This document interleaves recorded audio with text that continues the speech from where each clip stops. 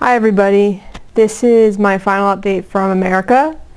If you followed this from the Kickstarter page, then you should know that some of the videos that I'm posting on my blog as I go along, God willing, are more autobiographical because my family would like to know that I am not dead or disease-ridden in some fashion, so a lot of it will be about me.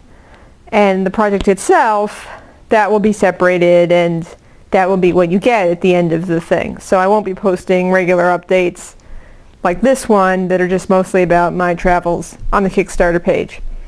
For everyone else, family and friends, I am very excited. I'm leaving tomorrow. I know a lot of you are concerned about me, and I would like to direct you to pills. I've got a ton of them. I am really ready for this trip. I am all immunized. I am all read up. I have filled every possible prescription. I have basically everything I could have. I'm really thrilled about this camera that you're now watching me on, and obviously the external mic and the tripod, the whole thing. The camera itself wasn't very expensive, but there was a lot of extra things you have to buy with the camera, so thank you very much everyone who gave me money to buy this camera, which hopefully will be used for recording lots of people who are not me. I leave tomorrow from Newark, New Jersey for a 14.5-hour flight to Delhi, where I plan to just go insane. I mean, that's what happens when you're on a flight that's over 10 hours. You go mentally insane. At some point in the flight, you just lose it. But as long as you don't start attacking people, it's fine. I heard that once it gets over 20 hours, it just gets really crazy, which is why I haven't been to Australia, because that's like 23 hours. I've read every book that I said I was going to read, and then some, except for one that I'm only halfway through. I'm going to read on the plane. So I feel pretty well prepared for this project. I spoke to or emailed a lot of oral historians who guided me through sort of the interview process and tried to help me out with some questions I had. I'm arriving in Delhi on Monday at about 9:30 at night, and the Law Social Work organization is putting me up overnight in Delhi. And then on Tuesday, I'm going to fly to Dharamsala from New Delhi, and then spend the first couple days, hopefully before Shabbos, I'll have found a more permanent lodging and apartment. They're going to help me find an apartment. They're going to set me up with work. I'm going to be working for the Tibet Post. I don't actually know how much I'll be doing for the Tibet Post. If this project ends up being awesome and I'm busy with it, then I won't really work at all for the Tibet Post because there's no obligation. And if I'm done in 3 weeks, then I'll just do a lot for them. And I also have friends who are going to hook me up, get me into a painting class. So that's pretty awesome. And I'm planning to travel a little bit on my own money, and I don't particularly know when that's going to happen because the political situation is always changing in that region.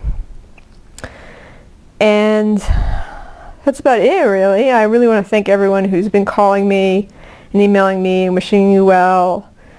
I'm going to try and keep you guys posted as to what's going on. Just there's going to be some days the internet is really spotty where I am.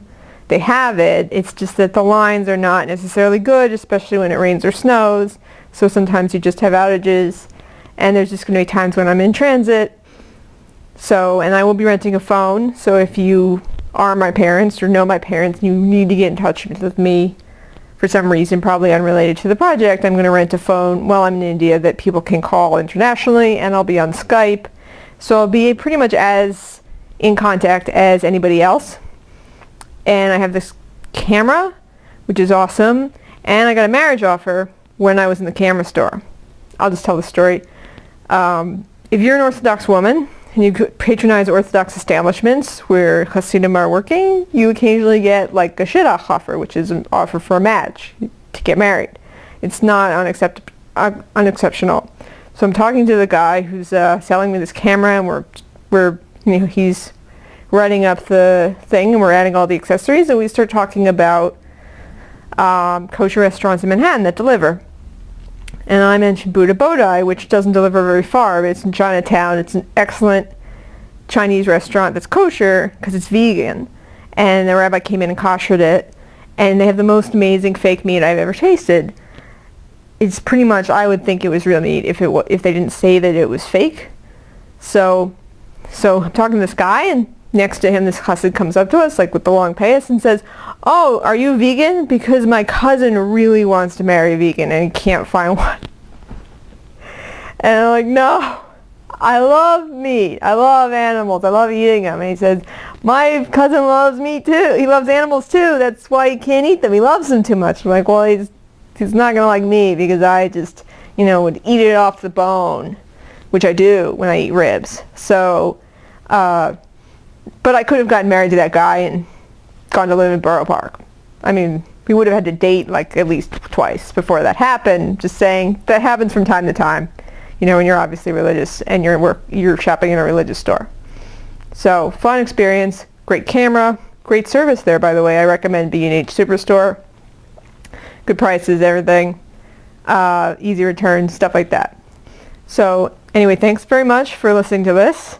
And if you donated money, thank you for that. If you're just watching for the fun of it, thank you for that. Trying to raise awareness with this project. And wish me luck.